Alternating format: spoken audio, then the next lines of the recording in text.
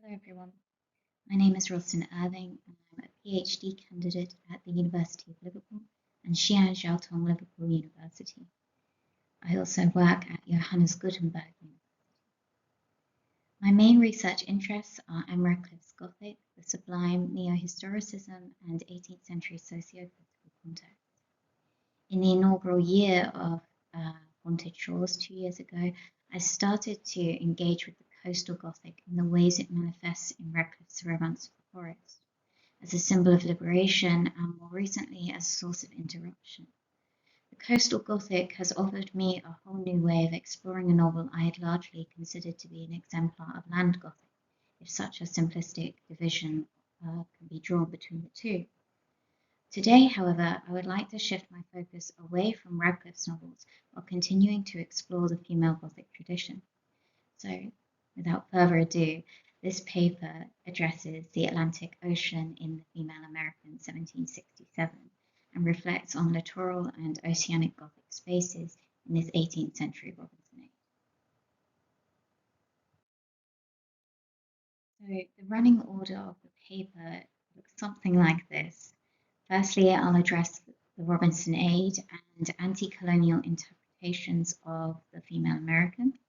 Then I will consider the ways that the Atlantic works as a medium in the novel, and then think about colonial narratives and the way they interact with aquatic services, before considering the oceanic Gothic and the violence of the space, and then finally looking at littoral Gothic spaces in the female American, so bringing us to the seashore.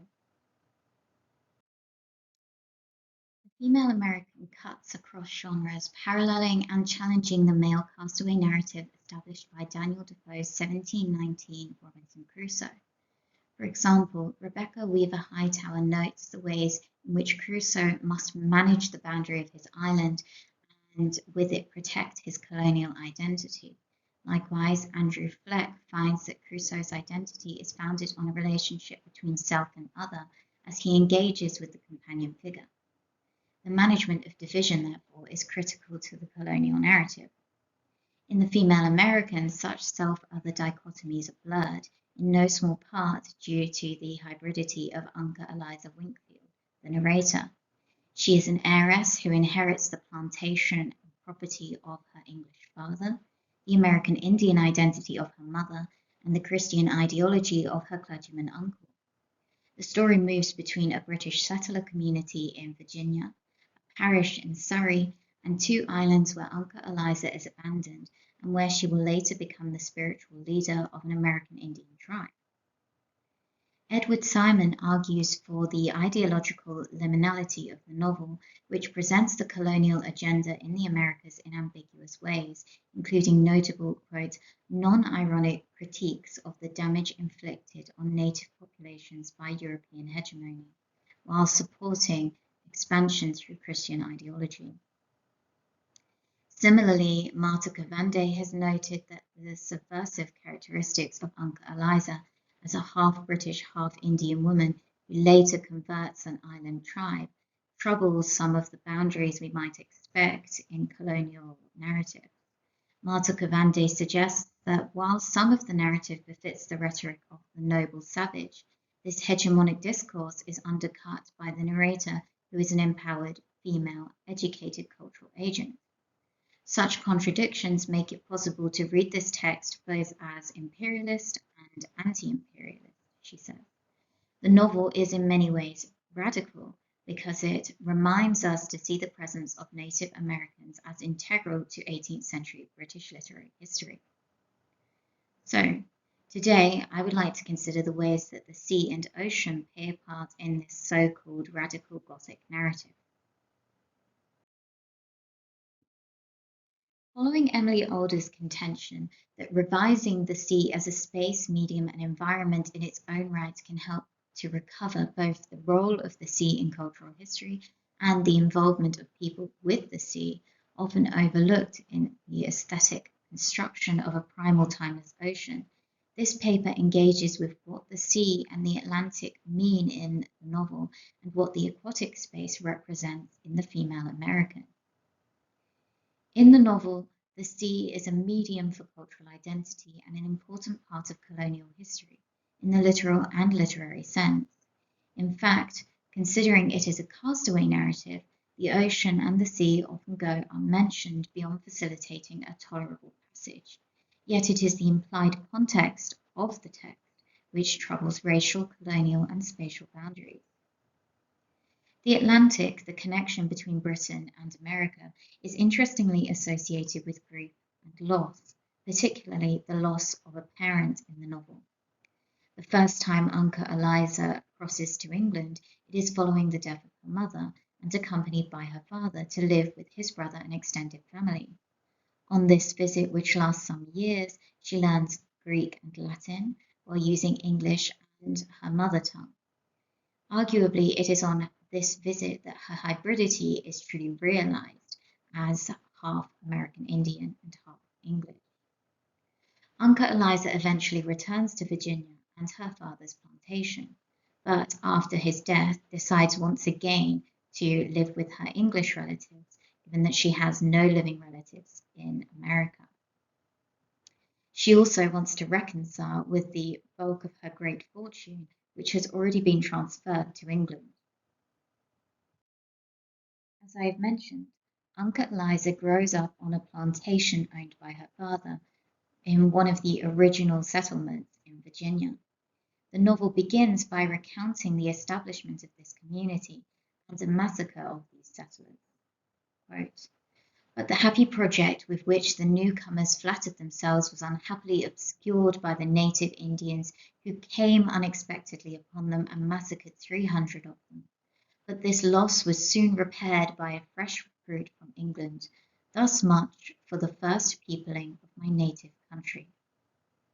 There is something relentless about the colonial agenda caught up in the simplicity of these lines. The loss of the massacre repaired by a fresh recruit. There is no shortage of Europeans traveling across the Atlantic, a medium, to use Alder's term, to people and repeople Virginia, the place Unca Eliza considers her native country.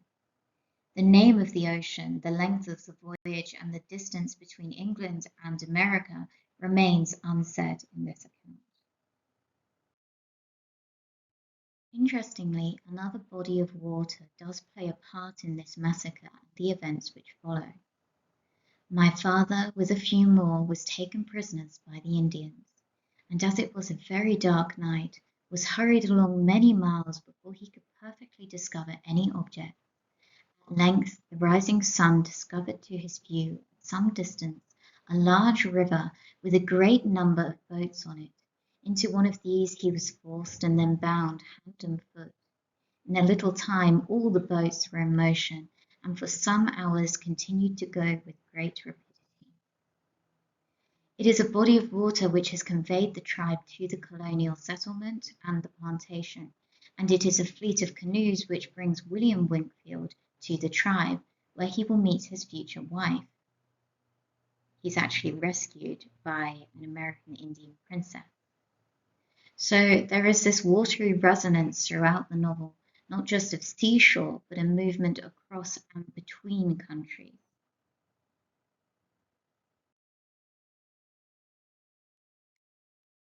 Some of the most direct engagements with the Oceanic Gothic occur during the heroine's period marooned on a previously undiscovered island in the Americas, at least for Europeans. After her father's death, Unca Eliza decides to return to her uncle's property in Surrey, as I previously mentioned, and thus she decides to commission a captain to facilitate this voyage.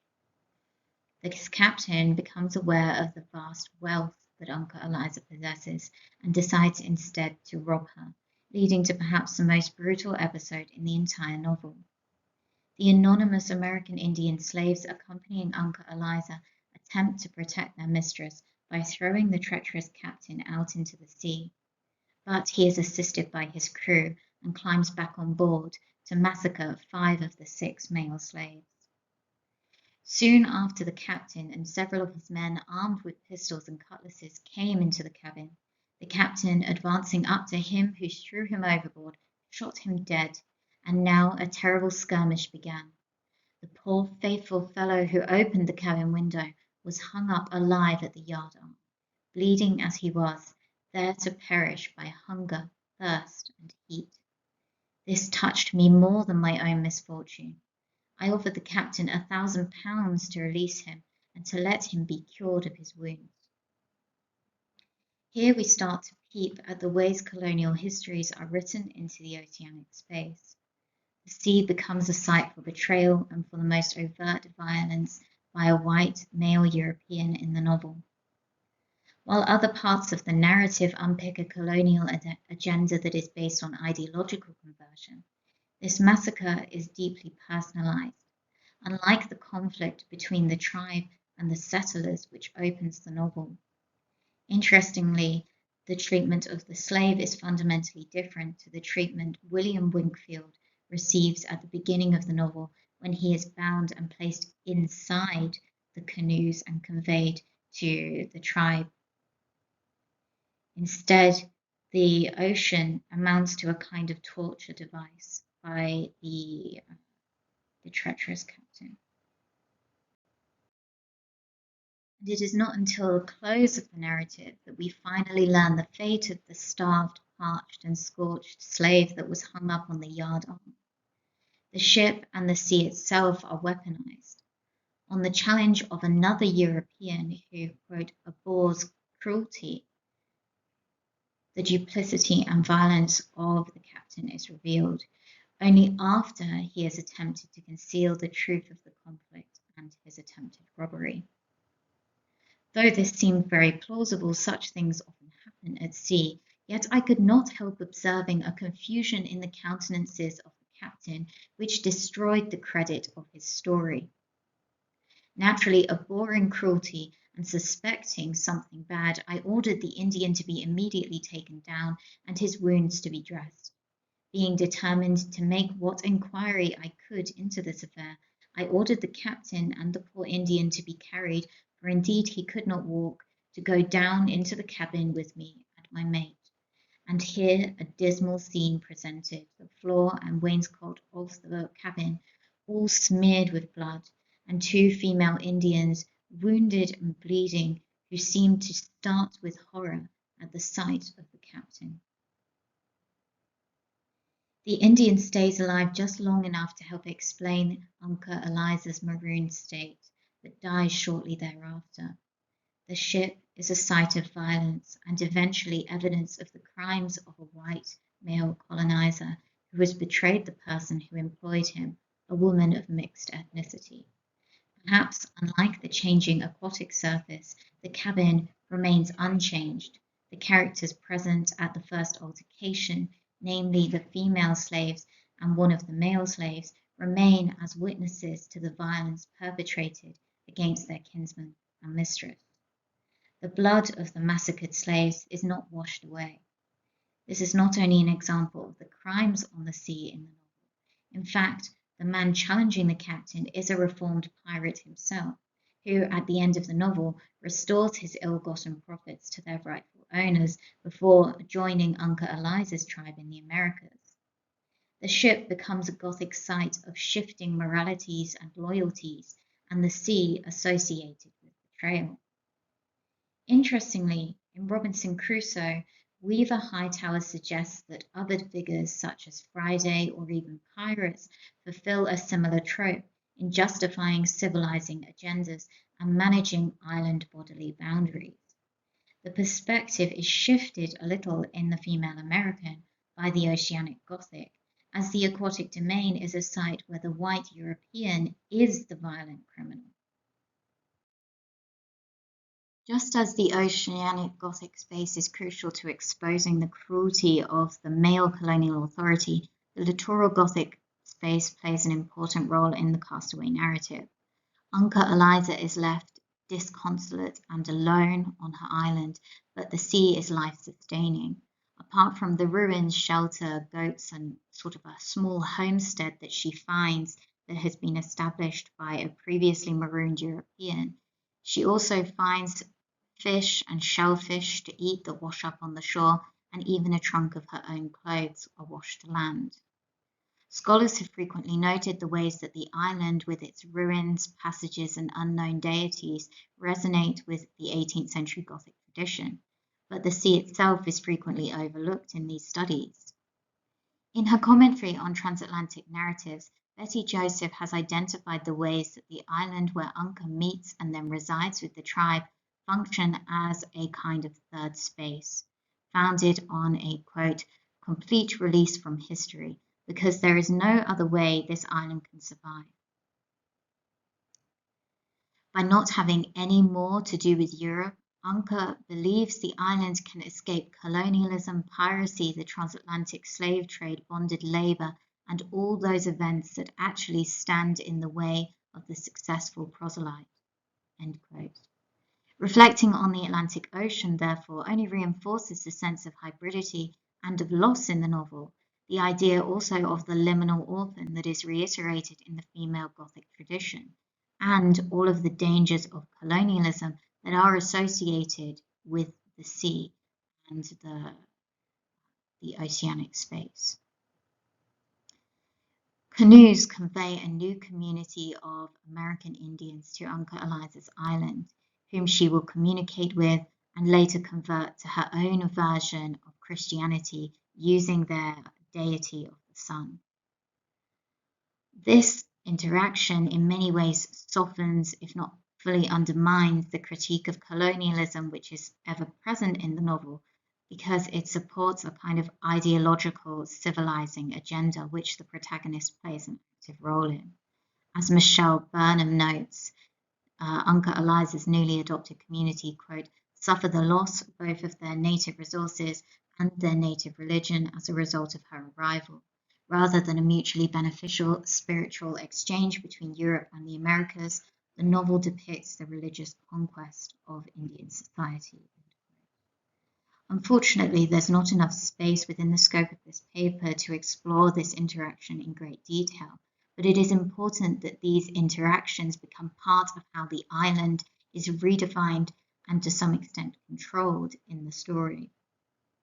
Returning then to this idea of the aquatic surface that I've read the novel through today, the sea brings Unka Eliza's cousin and future husband to her island, as he intends to rescue her from isolation. Instead, he will choose to live with her in the Americas. The seaside and seashore transition from a place to departing grief at the beginning of the novel to a landing place for the narrator, and then as a space of ideological violence through conversion. Likewise, the ocean functions as a medium for transport and for overt violence. The purpose of this paper has been to reflect just briefly on the ways that the sea and ocean play a part in the Gothic castaway novel, as a medium and a site where particularly European males are shown to be overtly violent and cruelty openly critiqued, and where other colonial agendas are problematized or displayed. Here is a list of the works that I've cited across this paper. Finally, I would like to thank you for watching this presentation, and I would be very pleased to answer any questions that you may have.